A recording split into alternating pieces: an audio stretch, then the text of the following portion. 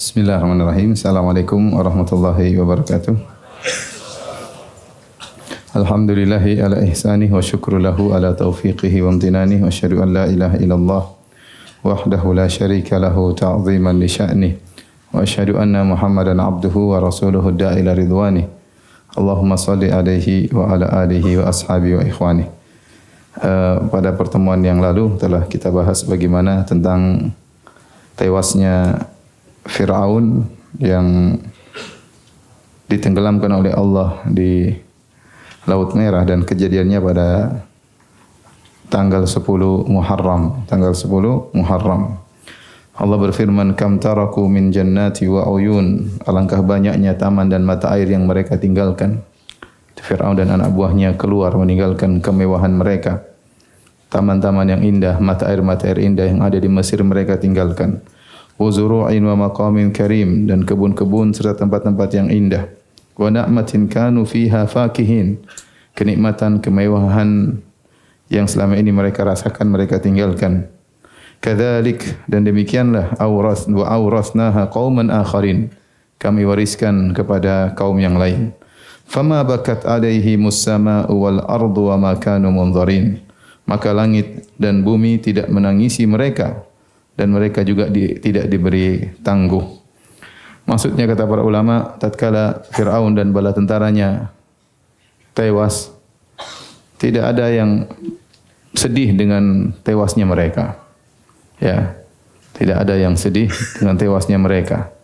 Bahkan orang-orang gembira dengan tewasnya Fir'aun dan bala tentaranya. Makanya Allah mengatakan langit dan bumi tidak menangis atas tewasnya mereka. Tatkala mereka tewas, ya, maka ya Allah selamatkan seluruh Bani Israel. Tidak ada seorang Bani Israel pun yang ketinggalan, ya, selamat bisa menyeberang lautan, dan tidak seorang pun dari pengikut Fir'aun yang selamat. Seluruh pengikut Nabi Musa alaihissalam semuanya selamat, dan seluruh pengikut Fir'aun semuanya ditenggelamkan. Sebagaimana yang kita sampaikan pada pertemuan yang lalu, mulailah sebagian Bani Israel meragukan akan wafatnya Fir'aun. Maka Allah Subhanahu wa taala berfirman, "Al-yauma nunajjika bi badanika litakuna liman khalfaka ayah." Maka pada hari ini kami selamatkan jasad engkau wahai Fir'aun. Maka Fir'aun sendiri yang diselamatkan oleh Allah dan dia dikeluarkan dari Laut Merah masih memakai jubahnya, jubah kebesarannya, agar Bani Israel tahu bahwasanya Fir'aun telah tewas. Setelah itu mereka melanjutkan perjalanan meninggalkan negeri Mesir dengan tujuan menuju kepada Palestina. Allah Subhanahu wa taala, ya, berfirman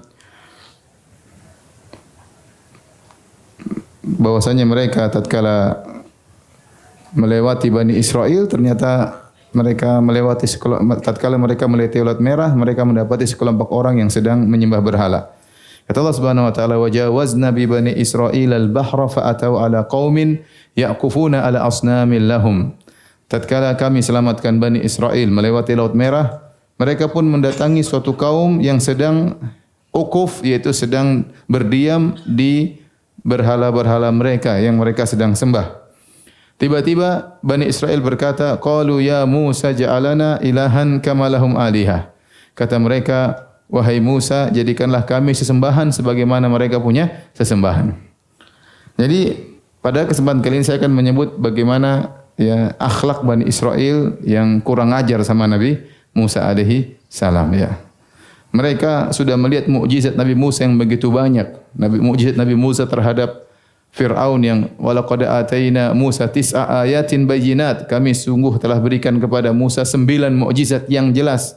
Mereka lihat mukjizat yang begitu banyak dilakukan oleh Nabi Musa alaihissalam, namun mereka tetap berandal terhadap Nabi Musa, kurang ajar terhadap Nabi Musa, dan kita akan sebutkan silsilah kurang ajarnya mereka pada pertemuan kali ini. Di antaranya, baru saja mereka selamat melewati Laut Merah, mereka melewati sebagian orang yang sedang menyembah berhala, tiba-tiba mereka punya ide, ya. Ya Musa, tolong bikinkan kami patung seperti mereka punya patung. Subhanallah. Nabi Musa ini baru saja diselamatkan oleh Allah, baru saja melihat mukjizat yang Allah berikan kepada Nabi Musa. Kok tiba-tiba minta kesyirikan? Ya Musa, ij'al lana ilahan kama lahum alihah. Buatkanlah bagi kami berhala sebagaimana mereka punya berhala. Kata para ulama, ini diakibatkan karena mereka terlalu lama ditindas oleh suku Akbat dari Mesir. Mereka ratusan tahun di bawah ya penindasan Firaun dan pengikutnya, sehingga ya karena interaksi yang sangat kuat, apalagi status mereka sebagai budak, sementara Fir'aun dan badan tentaranya sebagai penguasa, maka mewariskan pemikiran suku Akbat kepada mereka. Namanya interaksi pasti membuat pengaruh. Oleh karena kita tahu sebagian adat istiadat orang-orang Hindu ya masih tersebar di sebagian kaum muslimin. Kenapa? Karena terlalu lama ya. Terlalu lama dulu Hindu lama di sini, kemudian interaksi yang luar biasa, kemudian akhirnya masih tersisa warisan-warisan mereka yang diikuti oleh kaum muslimin ya. Sampai ada orang Hindu menulis buku tentang adat istiadat Hindu yang masih berlaku dalam tradisi umat Islam. Saya pernah pegang bukunya karangan orang pendeta Hindu ya. Kenapa? Interaksi yang terlalu kuat. Demikian juga kata para ulama, bagaimana Bani Israel minta dibikinkan Tuhan?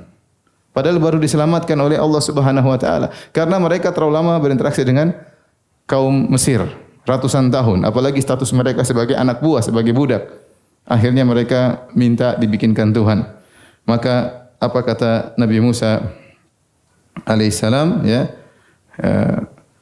Innakum qaumun tajhalun ya. Sungguhnya kalian adalah orang-orang yang jahil ya. Ij'al lana ilahan kama lahum alihah. Qala innakum qaumun tajhalun. Sungguhnya kalian orang-orang yang jahil. Inna haula'i mutabarrum ma hum fihi wa batilu ma kanu ya'malun. Qala aghairallahi abghikum ilahan wa huwa faddalakum 'alal alamin. Kata Nabi Musa, sungguhnya mereka para penyembah berhala akan terputus keyakinan mereka dan batil apa yang mereka kerjakan. Yang mereka kerjakan itu kesyirikan, kebatilan.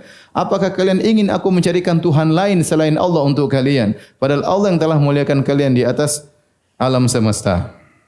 Ini kemungkinan pertama yang mereka lakukan kepada Nabi Musa alaihissalam.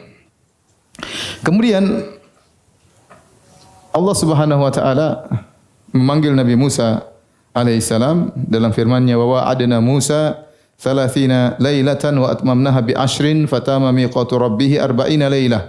Kami pun membuat perjanjian untuk bertemu dengan Nabi Musa setelah 30 hari, kemudian kami sempurnakan tambah lagi 10 hari jadi 40 hari, maka jadilah janji bertemu dengan Rabb-nya Nabi Musa 40 hari. Maka Allah menyuruh Nabi Musa datang untuk menemui Allah Subhanahu wa taala di Bukit Tursina. Maka Nabi Musa alaihissalam puasa selama 30 hari. Puasa selama 30 hari. Kemudian setelah 30 hari lewat, maka Nabi Musa pun berbuka. Kemudian beliau pun pergi kepada Allah Subhanahu wa taala. Maka Allah bertanya, "Kenapa kau berbuka wahai Musa?" Kata Nabi Musa, "Agar saya merubah aroma bau mulutku." Kata Allah Subhanahu wa taala, "Tidakkah kau tahu bahwasanya bau mulut orang yang berpuasa lebih baik di sisiku daripada bau minyak kasturi?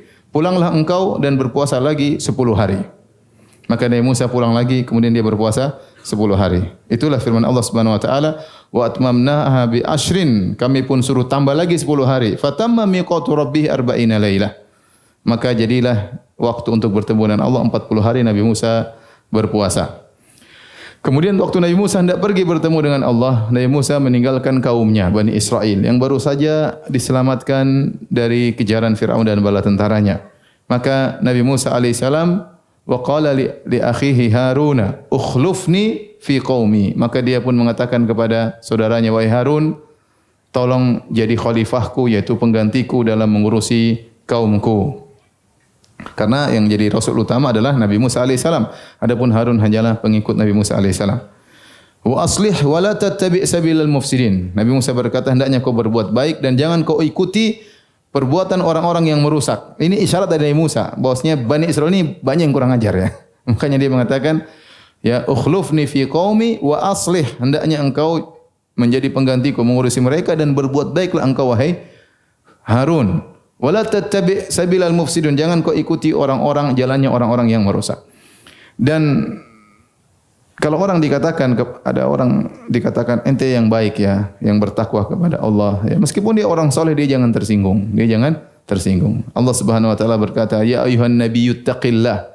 Wahai nabi bertakwalah kepada Allah. Itu Nabi sallallahu alaihi wasallam. Apalagi kita dikatakan bertakwalah kepada Allah, berbuat baiklah ya. Jangan kita tersinggung, emang saya tidak baik? Emang saya tidak bertakwa?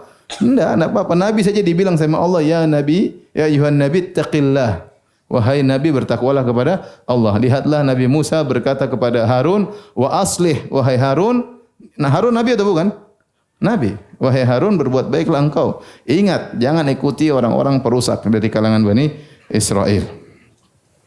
Akhirnya Nabi Musa pergi meninggalkan mereka. Walamma jaa Musa limiqatina wa kallamahu rabbuhu. Maka Nabi Musa pun pergi bertemu dengan Allah Subhanahu wa taala, terjadi pembicaraan dengan Allah. Makanya Nabi Musa disebut dengan kalimullah, yaitu yang Allah berbicara langsung dengan Nabi Musa. Yang Allah berfirman wa kallamallahu Musa taklima. Sungguh Allah telah berbicara dengan Nabi Musa dengan sebenar-benar pembicaraan. Disitulah disebutkan oleh ahlul kitab bahwasanya Allah memberikan kepada Nabi Musa 10 perintah Tuhan, ya. The 10 Commandments ya katanya. Ya. Di 10 perintah Tuhan yaitu dilarang mencuri, dilarang berzina, dilarang mencintai istri temanmu, dilarang macam-macam ya. Aturan-aturan ada 10 aturan yang itu mirip-mirip juga ada dalam Al-Qur'anul Karim. Intinya waktu Nabi Musa berbicara dengan Allah, kata para ulama, Nabi Musa rindu ingin melihat Allah Subhanahu wa taala, mendengar berbicara dengan Tuhan. Bagaimana Allah memberi perhatian luar biasa kepada Nabi Musa alaihissalam, bagaimana Allah telah menolongnya semenjak kecil. Bagaimana Allah menyelamatkannya dari kejaran Fir'aun. Bagaimana Allah memberikan dia mukjizat yang begitu banyak. Sekarang saatnya ngomong langsung dengan siapa? Allah Subhanahu wa taala. Tiba-tiba Nabi Musa rindu ingin melihat Allah. Nabi Musa berkata, "Rabbi arini anzur ilaik." Ya Allah, tunjukkanlah dirimu, aku ingin melihat apa? Melihat engkau. Saking rindunya ingin bertemu dengan Allah. Apa jawaban Allah Subhanahu wa taala? Qala lan tarani, kau tidak bisa melihat aku.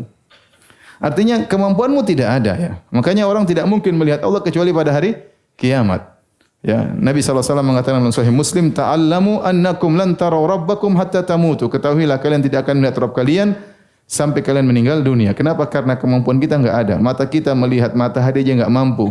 Kita lihat las aja kita enggak mampu. Apinya las kita enggak mampu. Melihat matahari mata enggak mampu. Maka Allah ingin beri gambaran kepada Musa. Jangankan engkau hai Musa manusia, gunung saja tidak mampu untuk menerima tajalliyat diriku, yaitu penampakan diriku, gunung tidak mampu. Makanya Allah mengatakan, "Qala lan tarani, walakin inzur ilal jabal." Tapi lihatlah kau kepada gunung. Fa in istaqarra makanahu fasawfa tarani. Kalau ternyata gunung mampu masih tetap pada tempatnya, kau akan melihat aku. Falamma tajalla rabbuhu lil jabali ja'alahu dakka wa kharra Musa sa'iqa. Tatkala Allah bertajalli yaitu menampakkan ya, sebagian penampakan pada gunung, tiba-tiba gunung tersebut pun hancur dan Musa pun langsung apa? Pingsan ya.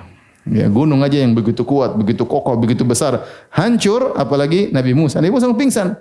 Ya, belum lihat Allah, baru lihat gunung sudah apa? Lihat gunung hancur, Nabi Musa ikut pingsan. Jadi yang dilihat bukan Allah, baru dilihat ada gunung yang hancur. Nabi Musa tidak kuat kemudian pingsan. Makanya dalam hadis kata Nabi sallallahu alaihi wasallam tentang Allah, hijabuhun nur. Sungguhnya hijab Allah penghalangnya adalah cahaya. Lau kasyafahu, kalau Allah mengangkat hijab tersebut, sitar cahaya tersebut, la ahraqat subuhatu wajhihi man taha ilaihi basarhu min khalqih. Hadis riwayat Muslim. Kalau Allah menyingkap hijab tersebut, maka subuhat yaitu cahaya wajah Allah akan membakar semua makhluk Allah yang dilihat oleh Allah Subhanahu wa taala. Tidak kuat makhluk. Ya. Saya ulangi kata Nabi sallallahu alaihi wasallam tentang wajah Allah, agungnya wajah Allah, kata Nabi, hijabuhun nur. Hadis ini hadis sahih riwayat Muslim. Sungguhnya sitar Allah adalah cahaya hijabnya.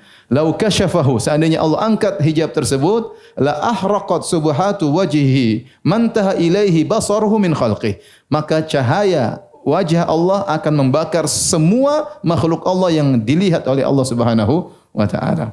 Dan ini oleh karenanya tidak mungkin seorang melihat Allah pada hari kiamat kala di bumi ini. Makanya waktu Nabi sallallahu alaihi wasallam ditanya waktu Isra Mi'raj, "Hal ra'aita rabbak?" Hadis Abu Dzar radhiyallahu anhu. "Ya Rasulullah, apakah kau melihat Tuhanmu?" Kata Nabi sallallahu alaihi wasallam, "Nurun anna arahu." Ada cahaya yang menghalangi. Bagaimana aku bisa melihat siapa? Allah Subhanahu wa taala.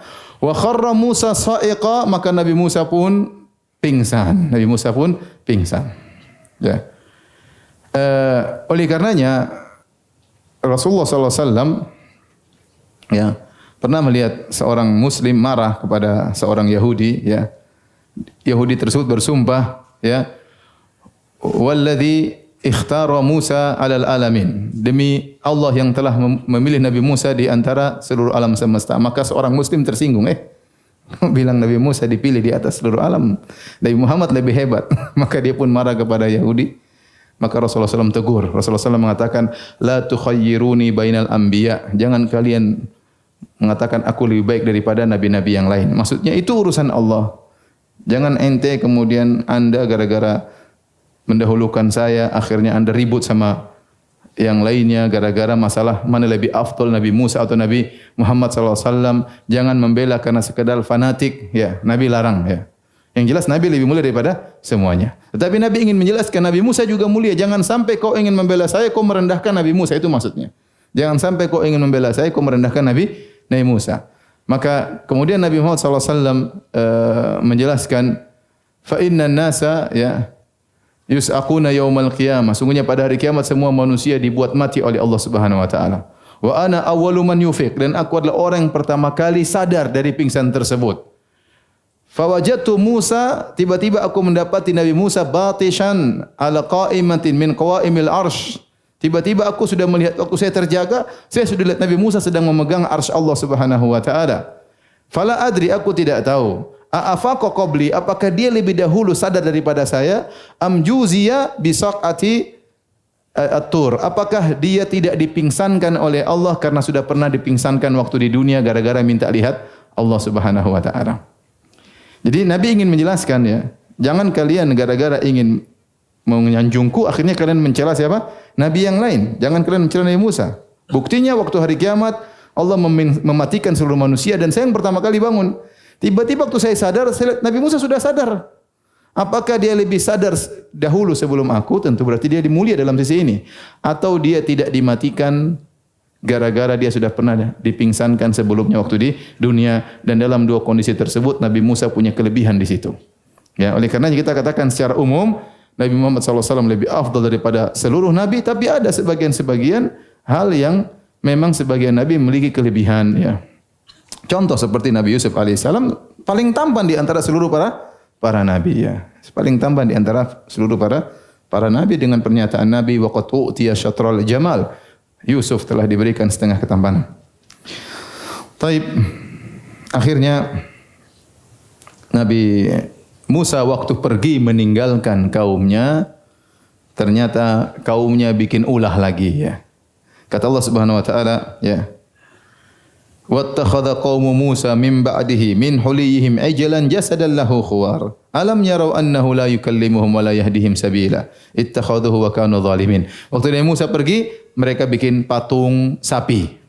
Bikin patung sapi, kemudian dibuat dari emas. Emas-emas tersebut itu dari mana? Jadi disebutkan oleh para ahli tafsir, waktu Bani Israel pergi meninggalkan kota Mesir, mereka sempat sebagian mereka mencuri emas-emasnya suku Mesir. Ya.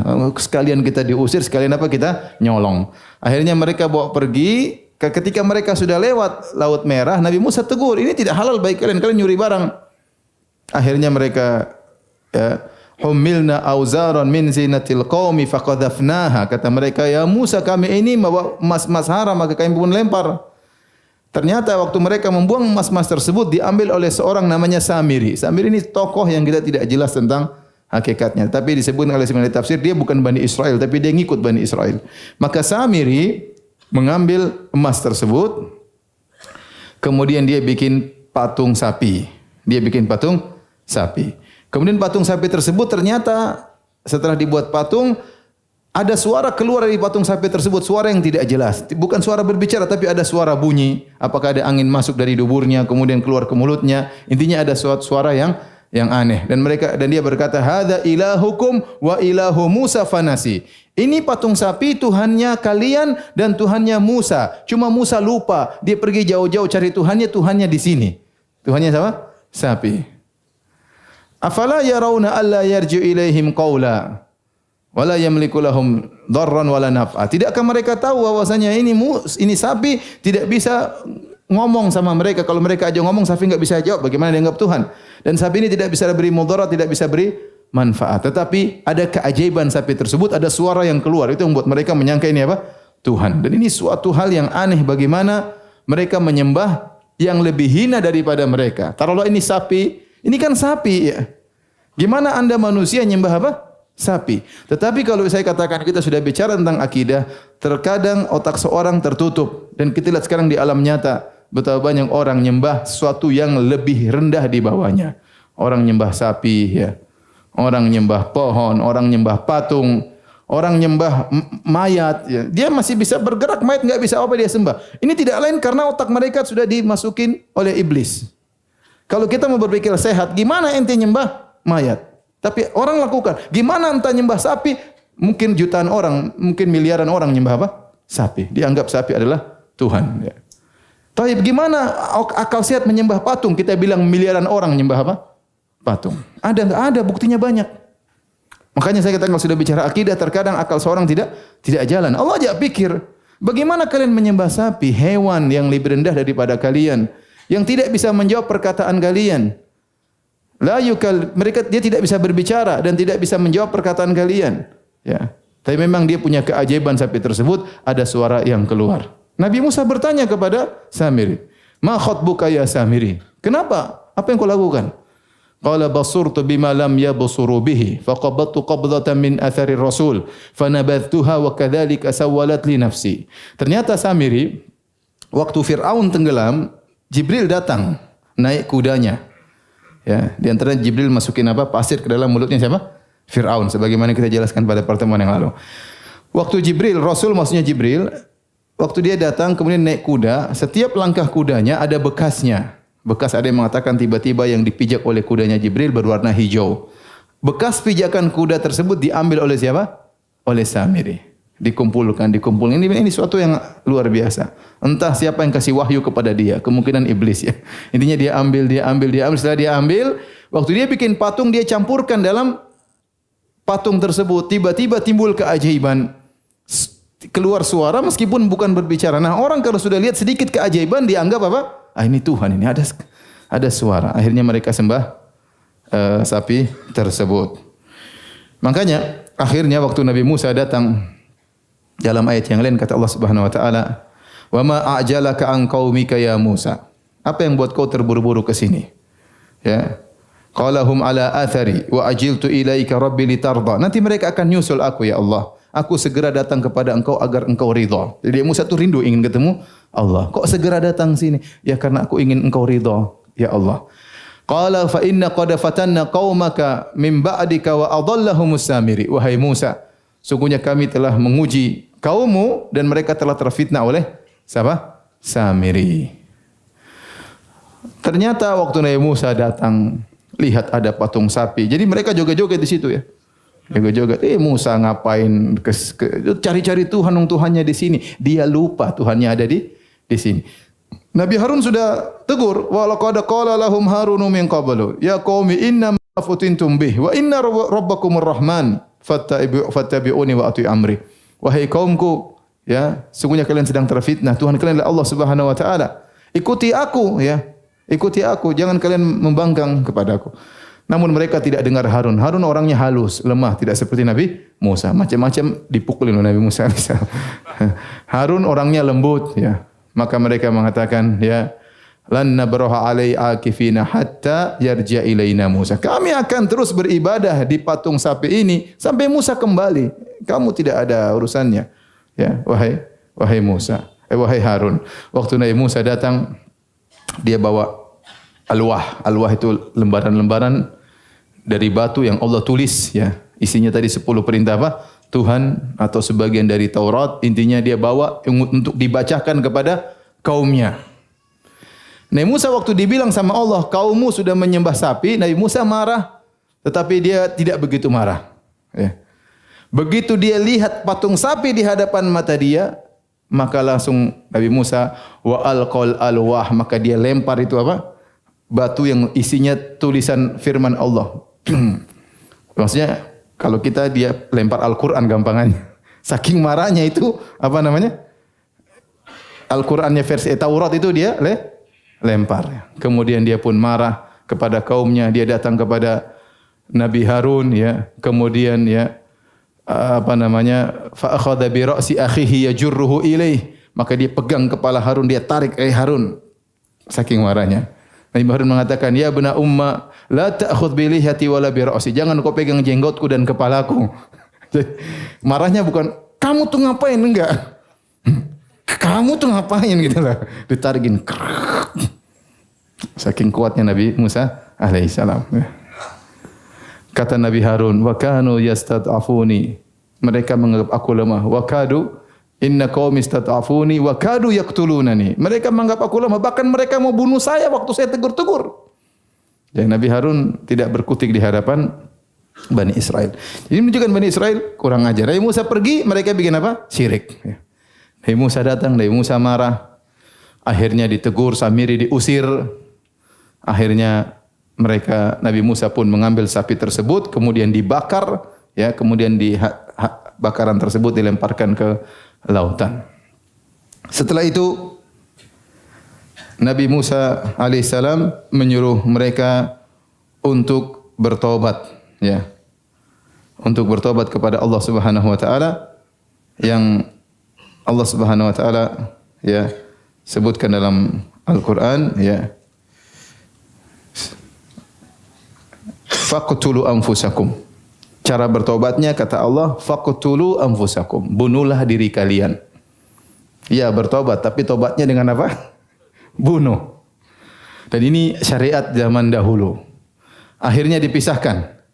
Tidak semua mereka nyembah berhala. Yang nyembah berhala mana? Minggir. Mayoritas. Sudah duduk situ semua. Yang tidak menyembah berhala, minggir. Dua kelompok. Kemudian yang tidak menyembah berhala, semua pegang pedang. Untuk membunuh yang menyembah berhala. Saat di sini zaman dahulu. Setelah itu Allah turunkan semacam kabut, ada yang mengatakan zullah, semacam ada yang mengatakan kegelapan karena mereka tidak tega untuk membunuh saudara mereka sendiri. Maka Allah turunkan kabut, kemudian Nabi Musa suruh bunuh. Ada yang bunuh kakaknya, bunuh adiknya, bunuh bapaknya, bunuh saudaranya. Pokoknya disuruh bunuh, tidak tahu siapa yang dia bunuh. Banyak yang meninggal tatkala itu. Sampai dalam sebagian buku tafsir mengatakan waktu kejadian tersebut sampai 70.000 yang meninggal dunia karena mereka semua pada berbuat kesyirikan. Akhirnya diberhentikan. Tidak semua, masih ada sebagian yang masih hidup. Setelah itu Nabi Musa ingin bertobat lagi kepada Allah Subhanahu wa taala, maka beliau memilih sekitar 70 orang, ya, waqtara Musa qaumahu 70 rajulan limiqatina. Allah Subhanahu wa taala menyebutkan maka Nabi Musa pun membawa 70 orang dari ribuan Bani Israel, orang-orang yang sangat soleh untuk mewakili kaum mereka untuk minta ampun kepada Allah Subhanahu wa taala. Berjalan Nabi Musa bersama Harun bersama 70 orang tersebut menuju ke Bukit Tursina untuk minta ampun kepada Allah Subhanahu wa taala akibat perbuatan kaum mereka. Waktu Nabi Musa berbicara dengan Allah Subhanahu wa taala, disebutkan mereka mendengar ada pembicaraan dia. Kemudian mereka berkata, "Wahai Musa, ya, lan nu'mina laka hatta narallaha jahrah." Ini 70 orang paling soleh di Bani Israel. Mereka berkata, "Wahai Musa, kami enggak mungkin beriman sama Tuhanmu sampai kami lihat Tuhanmu jelas-jelas." Kurang ajar atau tidak? Kurang ajar. Ini yang paling soleh di antara mereka. Nabi Musa ngomong, mereka enggak percaya. Mana Tuhanmu dulu, baru kita percaya. Fa akhadhathumus sa'iqatu, tiba-tiba Allah turunkan halilintar, tewaslah mereka. Kurang ajar mereka. Kemudian setelah mereka tewas, Nabi Musa minta ampun kepada Allah. Tsumma ba'atsnakum min ba'di mautikum, Allah bangkitkan lagi mereka. Ya, dalam surat Al-Baqarah Allah menyebutkan beberapa kejadian mati Allah hidupkan, mati Allah sampai 5 kali kejadian. Ini kejadian pertama. Ya. Jadi akhirnya mereka bertobat kepada Allah Subhanahu wa taala, ya. Kemudian mereka pun pulang ke negeri mereka, ya. Disebutkan Nabi Musa juga kemudian menerima Taurat. Nabi Musa sampaikan kepada kaumnya, "Wahai kaumku, sungguhnya inilah Taurat yang Allah turunkan kepadaku maka jalankan Taurat tersebut. Apa kata Bani Israel? Wahai Musa, lihat dulu peraturannya berat atau tidak. Kalau berat kita tinggalkan, kalau mudah kita jalankan. Masya Allah. Saya tidak tahu ini Bani Israel yang kurang ajar luar biasa. Jadi mereka masih nawar. Musa mengatakan ini dari Allah. Saya sudah jauh-jauh datang dari Allah. Mereka masih nawar lagi. Lihat dulu apa dulu isinya. Kalau bisa kita kerjakan, kalau enggak. Jadi mereka protes. Ya kalau yang soleh saja tadi mengatakan tidak beriman kecuali Allah, langsung dikasih kirim apa? Halilintar, apalagi yang bahlul-bahlulnya ya. Intinya akhirnya kata Allah, wa idna taqanal jabala fawqahum. Karena mereka tidak mau menjalankan Taurat, Allah angkat gunung itu. Gunung di atas. Ente enggak mau jalankan, giar gunung. Hanya mereka ketakutan lihat gunung, ya udah kita taat. Jadi subhanallah mereka melihat mukjizat yang begitu banyak. Bayangkan tiba-tiba mereka enggak patuh datang apa? Gunung. Siap mereka enggak jalanin, jatuh ditimpa gunung. Akhirnya Nabi Musa menyuruh mereka bilang, ya Musa kita rindu ingin ke Palestina. Ayo jalan ke Palestina. Ya sudah kampung halaman kita. Ya kampung nenek moyang kita Nabi Yakub alaihissalam dulu di mana? Di Palestina. Maka berangkatlah Nabi Musa alaihissalam membawa Bani Israel pergi ke negeri Palestina.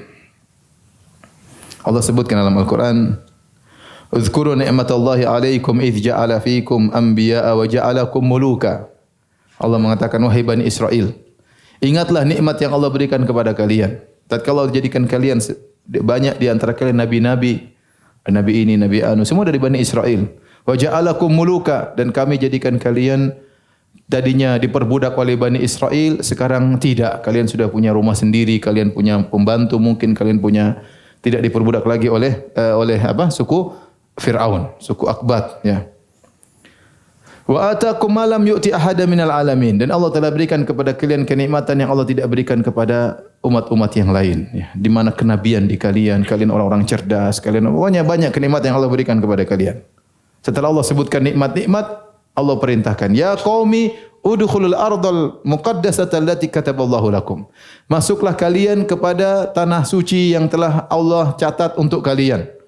Wala tartaddu ala adbarikum fatanqalibu khasirin. Dan janganlah kalian mundur ya. Maka kalian akan balik dalam kondisi merugi. Jadi mereka disuruh jihad oleh Allah Subhanahu wa taala. Begitu mereka masuk kota Palestina, ternyata ada orang-orang zalim di situ. Qalu ya Musa inna fiha qauman jabbarin. Wahai Musa, di situ ada orang-orang yang zalim, ya. Wa inna lan nadkhulaha hatta yakhruju minha. Fa yakhruju minha fa inna dakhilun. Kata mereka, enggak Musa. Kalian disuruh jihad? Enggak wahai Musa. Itu orang-orang zalim situ. Sampai mereka keluar dulu baru kita masuk loh.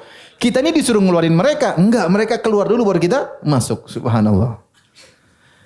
Sampai kemudian ada yang menasihati mereka. Disebut Yusha bin Nun dan Kalib bin Yufanna, dua orang soleh. Qala rajulani minal ladzina yakhafuna an amallahu alaihim udkhulu alaikumul bab.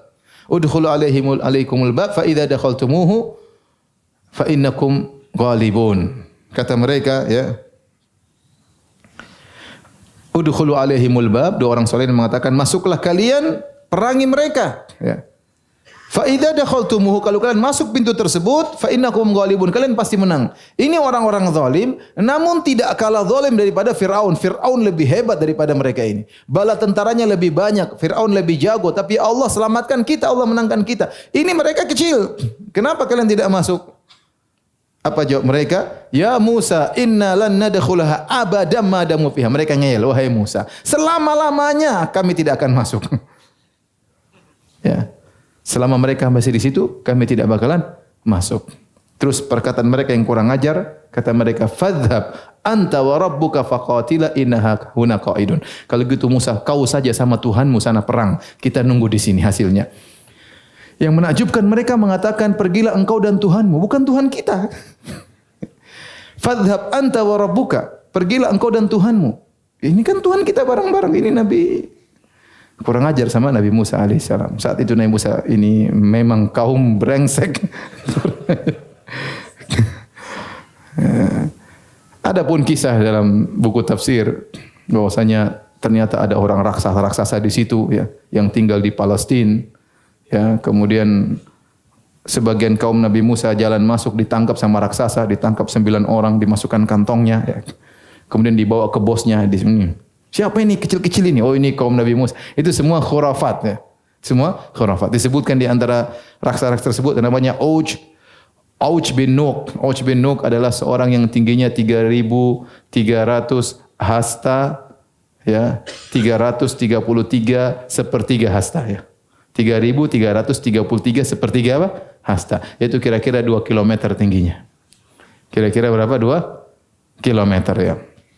Kalau dia lagi mau makan, dia masukkan tangannya ke lautan ambil ikan, dia bakar di matahari.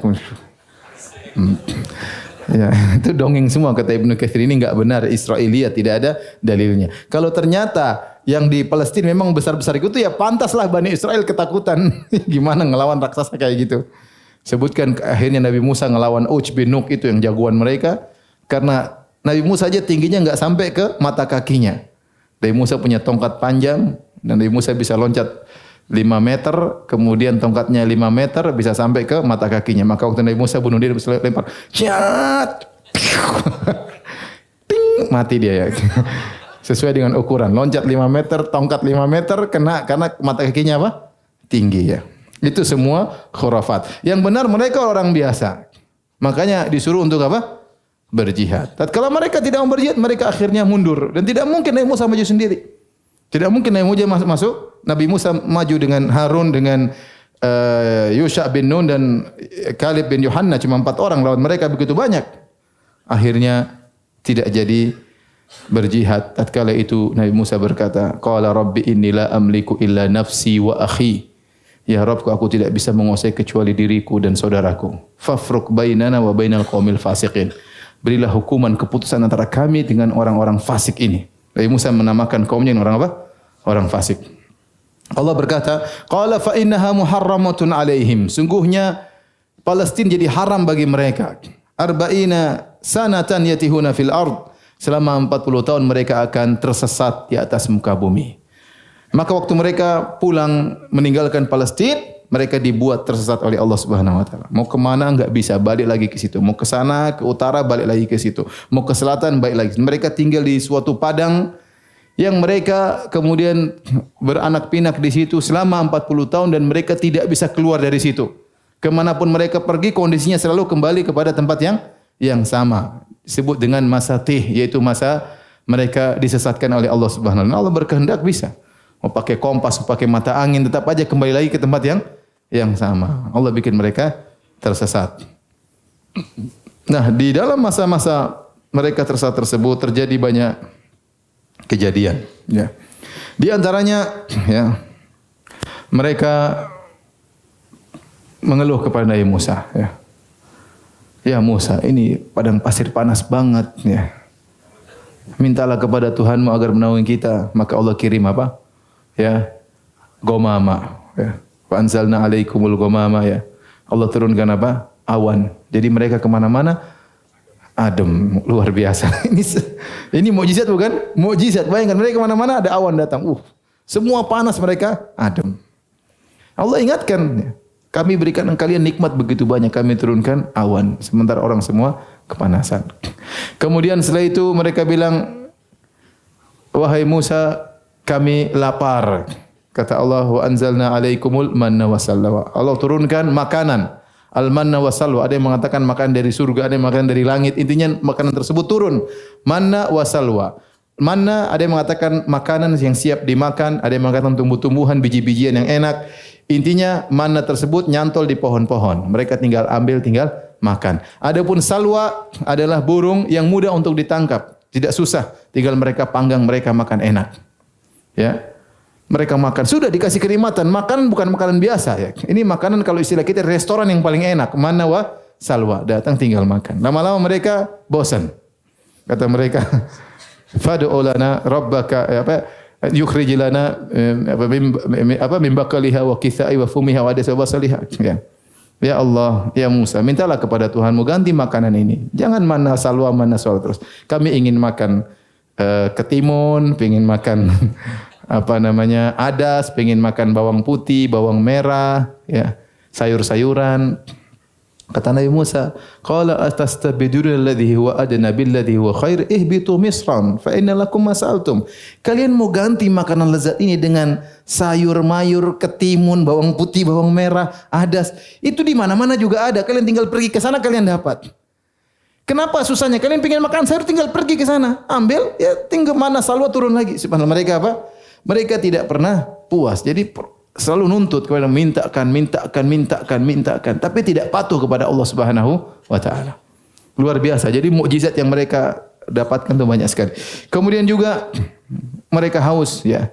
Wa idh istasqa Musa liqaumihi faqul nadrib bi asaqal hajar. Kata mereka, wahai Musa, haus Musa, kita perjalanan jauh enggak ada air. Minta kepada Tuhanmu agar berikan minum kepada kami. Dari Musa berdoa. Maka Allah mengatakan, pukulkan batu dengan tongkatmu, fanbajasat minhu, maka keluarlah dari batu tersebut 12 keran. Jadi batu tiba-tiba 12 keran. Kenapa? Karena mereka 12 suku. Ya. Masing-masing ngambil dari kerannya. Itu batu dipukul, ting, keluar 12. Akhirnya kalau sudah selesai, kerannya tertutup, kemana-mana mereka pikul batu itu. Jangan sampai apa? Kehausan lagi. Setiap haus dipukul, ting, keluar apa? Air. Jadi maksud saya mukjizat yang mereka rasakan terlalu apa? Terlalu banyak. Tapi mereka memang kurang ajar, ya. Kemudian juga ada kejadian tentang salah seorang dari mereka dibunuh. Jadi hebohlah. Orang itu dibunuh. Akhirnya siapa yang bunuh ini? Ada seorang dari mereka ngejek. Ya sana tanya Musa sanalah. Kan Musa tanya, dia pasti tahu. Yang Musa tidak tahu ilmu gaib. Nabi Musa tidak tahu siapa yang bunuh orang ini. Dia nabi tapi tidak tahu ilmu gaib. Allah tidak kasih tahu, dia tidak tahu. Akhirnya Nabi Musa diwahyukan oleh Allah menyuruh mereka untuk menyembelih seekor sapi. Innallaha ya'murukum an tadhbahu baqarah. Qalu atattakhiduna huzwa? Qala a'udzu billahi an akuna minal jahilin. Kata Nabi Musa, kalau kalian ingin tahu siapa yang bunuh orang ini, carilah seekor sapi dan sembelihlah seekor sapi tersebut. Kata mereka, "Ya Musa, engkau ngejek kami. Apa hubungannya sapi dengan orang mati?" Dan memang Nabi Musa sengaja suruh sapi karena mereka pernah nyembah apa? Sapi. Itu ambil sapi, potong itu sapi. Ya. Atattakhiduna huzwa? Kau ngejek kami ya. Karena Musa, ya Allah, sejak kapan aku pernah ngejek kalian? Kalian sudah berpuluhan tahun sama saya. Saya tidak pernah ngejek kalian. Sudah cari sapi aja. Mereka enggak terima langsung. Seandainya mereka terima langsung, tinggal cari sapi mana saja mereka sembelih selesai. Tapi mereka bertanya-tanya supaya tidak nyembelih. Kata mereka, coba sebut tanya sama Tuhanmu, sapi yang kayak bagaimana? Mulailah mereka tanya-tanya dalam rangka supaya agar mereka terselamatkan dari perintah menyembelih sapi. Ya. Akhirnya Allah Subhanahu Wa Taala berfirman, innaha baqaratun la faridun wala bikrun awanun baina dzalik, ya.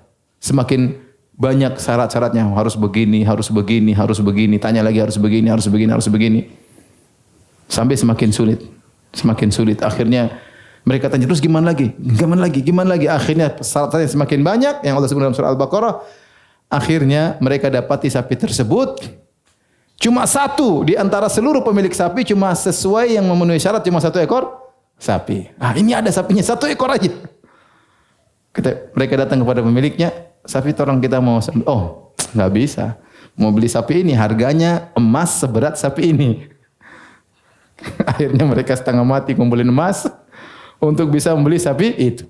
Jadi mereka kurang ajar, yang jual sapi juga kurang ajar. Jadinya inilah Bani Israel. Akhirnya mereka beli sapi, sapinya disembelih. Faqulna nadribuhu bi ba'dihha. Kata Allah, pukulkan dari sebagian sapi tersebut kepada mayat tadi. Ada yang mengatakan pahanya, ada yang mengatakan kakinya. Setelah disembelih sapi tersebut, Nabi Musa ambil kakinya, dipukulkan kepada mayat tersebut. Hidup dia. Siapa yang bunuh kamu? Si Fulan bin Fulan. Mati lagi. Mukjizat bukan? Mukjizat. Ini kehidupan setelah kematian yang kedua yang Allah sebutkan dalam surat Al-Baqarah. Jadi maksud saya banyak sekali ya kejadian-kejadian aneh yang dialami oleh Bani Israel bersama Nabi Musa alaihissalam. Akhirnya di zaman mereka 40 tahun tersebut mereka dibuat tersesat. Akhirnya Nabi Musa meninggal di zaman tersebut. Nabi Harun juga meninggal di zaman tersebut. Maka kemudian kenabian berpindah kepada Yusha bin Nun. Yusha bin Nun adalah seorang pemuda yang menemani Nabi Musa waktu mencari Nabi Khadir. Ya. Wa idh qala Musa li fatahu, tatkala Musa berkata kepada pembantunya. Pembantu tersebut adalah siapa? Yusha bin Nun. Yusha bin Nun ini yang Nabi sallallahu alaihi wasallam sebut dalam satu hadis waktu dia diperintah berjihad, kemudian dia berperang, tiba-tiba waktu sudah asar, sebentar lagi matahari tenggelam. Sementara kode etik mengatakan kalau matahari tenggelam perang selesai. Maka dia berkata kepada matahari, ya, dia bilang kepada Allah, ya Allah, ya, wahai matahari, engkau diperintahkan, aku diperintahkan. Ya Allah, perintahkan matahari untuk tidak tenggelam dulu. Akhirnya matahari tertahan sebentar saja, tertahan. Maka setelah selesai dia menang, baru matahari apa?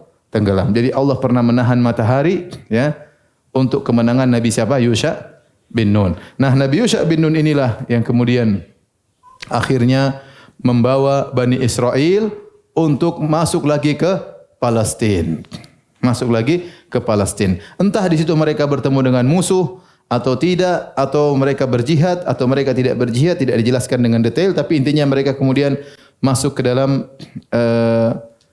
Palestina, ya. Kemudian Allah Subhanahu wa taala berkata, hendaklah kalian masuk, ya, ke dalam pintu di Palestina sujada, dalam kondisi sujud, ya.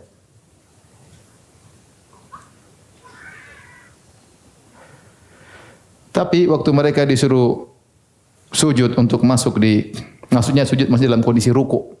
Sujud sini maksudnya dalam kondisi ruku, jadi mereka masuk ke kota Palestina dengan penuh kerendahan, berterima kasih, bersyukur kepada Allah Subhanahu wa taala, ya. Wadkhulul baba sujada wa qulu hittah. Masuklah kalian ke pintu Palestina dalam kondisi ruku, tunduk kepada Allah. Kalian berkata astaghfirullah, astaghfirullah. Hittah artinya, ya Allah, ampunilah kami, ampunilah kami. Selama ini kami maksiat, kemudian disiksa, tersesat 40 tahun, dihukum. Jadi disuruh masuk kota Palestina dalam kondisi ruku dan dalam kondisi beristighfar. Tetapi ternyata mereka tidak ruku. Malah mereka duduk, kemudian mereka dorong-dorong pantat mereka masuk ke dalam. Jadi kurang ajar ini. Sudah selesai hukuman masih kurang ajar. Kemudian disuruh bilang hittah, itu artinya ampunilah kami ya Allah. Mereka jawab hintah. Gandum, pingin makan. Jadi subhanallah, ini makhluk kurang ajar sekali, ya. Ini Bani Israel. Fabaddala alladziina dzalamu qawlan ghairal ladzi qila lahum, ya. Mereka mengganti perkataan, harusnya bilang hittah, mereka ganti hittah. Jadi tidak ada suatu suku yang kurang ajar kepada Tuhan seperti apa? Seperti Bani Israel, ya. Sangat-sangat kurang ajar, ya. Makanya kalau antum lihat isi Taurat, mereka sifati Allah dengan sifat yang kurang ajar, ya. Mereka bilang Allah istirahat pada hari Sabtu, habis ciptakan langit bumi 6 hari, Allah capek, ya. Ya, kita juga capek, hari Sabtu kita libur, solidaritas sama Tuhan. Masa Tuhan istirahat kita kerja? Jadi mereka sifati para nabi seperti Nabi Harun, kata mereka Nabi Harun yang bikin patung sapi. Nabi Harun yang suruh bikin patung apa?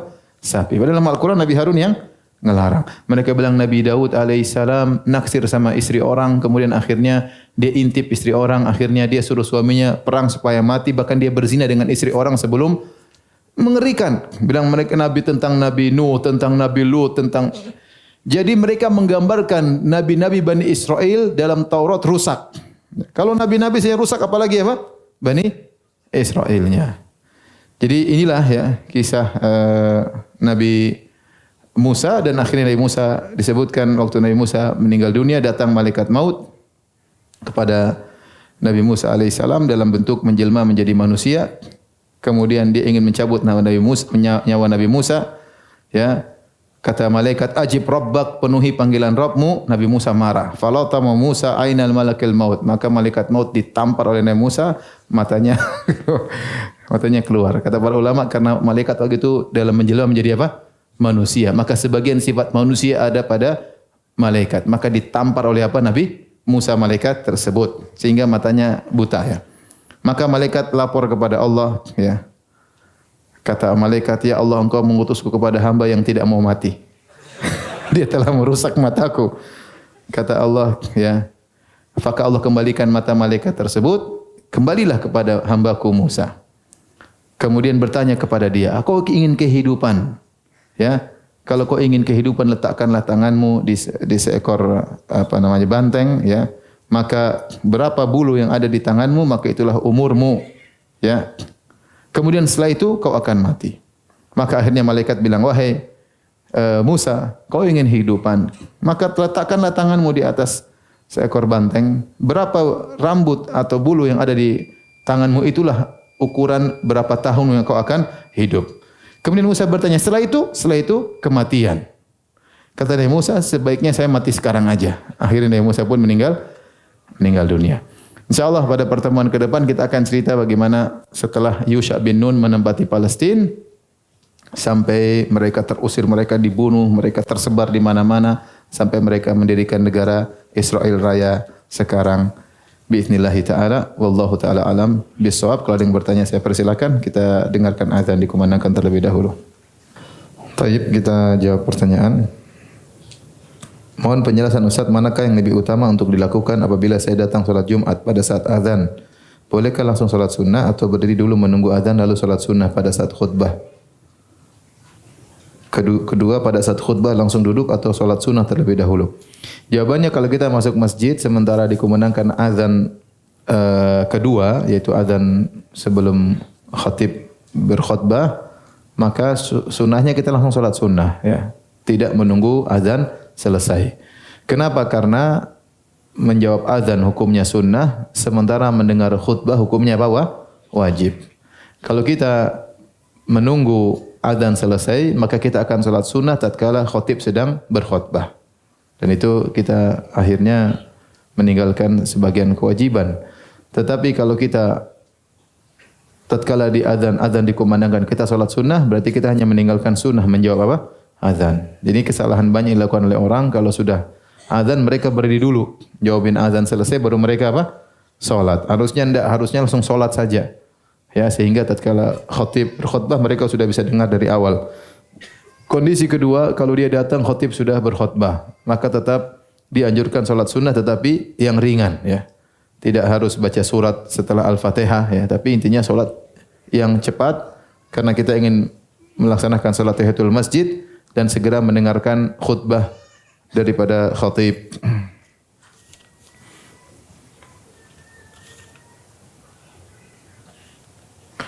Ustaz, apakah di zaman sekarang kita boleh menghajar, memboikot seperti Rasulullah SAW memboikot sahabat Ka'ab bin Malik? Masalah memboikot pelaku maksiat atau memboikot pelaku bid'ah, maka ini berkaitan dengan kata Ibnu Taimiyah rahimahullah dalam Majmu' Fatawa jilid 28, adalah berkaitan dengan amar ma'ruf nahi mungkar. Dan kita tahu namanya kaidah dalam beramar ma'ruf nahi mungkar adalah dibangun di atas maslahat.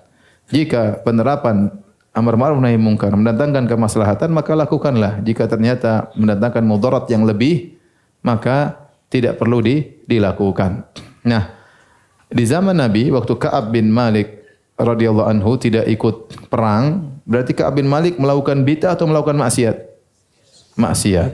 Dia melakukan maksiat dan dihajar oleh Nabi SAW, ya, selama 50 hari atau 40 hari. Kemudian beliau pun sadar bersama dua temannya, ya, tidak diajak bicara, kalau salam tidak dijawab, ya, sampai Allah terima taubat mereka dan Allah turunkan ayat-ayat dalam surat At-Taubah, ya, wa ala thalathati alladziina khulifu dan seterusnya. Maka dari kisah ini para ulama mengambil faedah untuk menghajar pelaku maksiat dan juga pelaku bid'ah agar mereka kembali kepada kebenaran. Dan itu bab amar ma'ruf nahi mungkar, ya. Maka kalau itu ada maslahatnya, maka lakukanlah. Contoh seperti kita di rumah, misalnya ada anak kita yang satu nakal atau bagaimana, kita boikot, ya. Tidak disalamin, tidak akhirnya dia nangis minta maaf, maka tidak apa-apa. Lakukan. Sama seperti seorang suami memboikot apa? Istrinya dengan harapan dia minta maaf, merasa tersiksa tatkala tidak didekati oleh suaminya, maka lakukan. Ya, sama kalau ada orang melakukan bid'ah, kita boikot, kemudian dia sadar gara-gara kita boikot, maka silakan lakukan. Pelaku maksiat kalau kita boikot, dia sadar, lakukan. Kalau pelaku bid'ah kita boikot, sadar, maka lakukan. Tapi kenyataannya sekarang di zaman ini tidak segampang itu. Kalau ada orang pelaku maksiat, kita boikot, tidak kita ajak ngomong, dia malah senang, dia pergi ke teman-teman tukang maksiat yang lainnya. Saya ketemu itu orang jenggotan, tidak dijawab salam saya. Mending saya ketemu teman tukang mabuk, ya. Akhirnya dia malah semakin jauh. Ya. Sama sekarang kalau kita misalnya ada orang melakukan bid'ah, kita sikapi, malah kita yang disikapi oleh masyarakat. Malah kita yang dijauhi, malah kita yang susah. Sama sekarang ada istri yang misalnya tidak taat, kita boikot, kita yang sengsara. Iya, kita yang sengsara. Dia santai-santai saja, kita yang sengsara. Beda kalau seorang istrinya 4, kalau satu diboikot, pasti istrinya sadar. Tapi kalau istri cuma satu, ya udah. Ya, kita boikot dia, emang gue pikirin katanya. Kita yang menderita ya. Oleh karenanya saya sering ditanya, Ustaz, saya boikot istri saya tidak bermanfaat. Itu banyak terjadi, ya.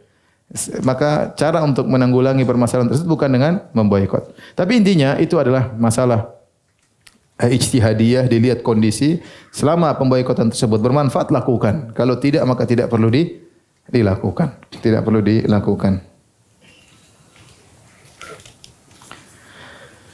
Ustaz, apakah semua hadis di kitab Sahih Bukhari sahih semua? Untuk Sahih Bukhari semuanya sahih. Ya. Untuk Sahih Muslim ada beberapa hadis yang dikritiki oleh Imam Daruqutni dan yang lainnya. Tidak lebih dari belasan hadis ya. Entah ada 10-an atau lebih kurang daripada itu ya, tidak sampai 20 hadis. Ada yang dikritiki oleh sebagian ulama dan sebenarnya mengatakan yang dikritiki kebenaran pada yang mengkritik, kebenaran kepada yang mengkritik. Tapi Sahih Bukhari maka semuanya sahih. Kalau ada yang mengkritik, maka yang benar Imam Al-Bukhari rahimahullahu ta'ala. Bolehkah melamar akhwat tapi nikahnya 3 tahun ke depan? Boleh-boleh saja kalau akhwatnya mau ya. Tapi ingat, setelah Anda melamar, belum terjadi apa-apa.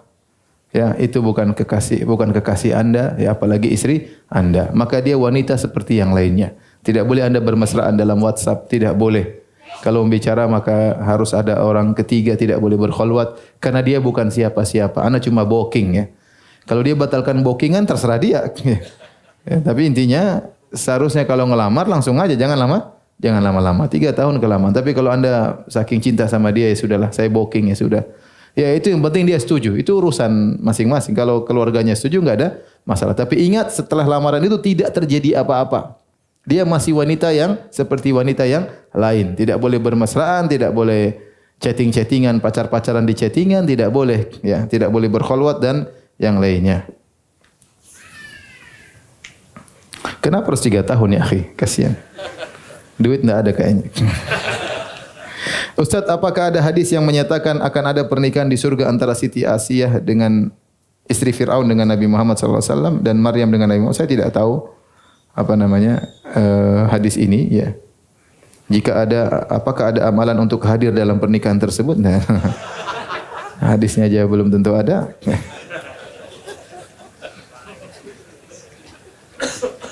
Ustaz, betulkah jika kita beramal secara tersembunyi bisa meredam kemurkaan Allah?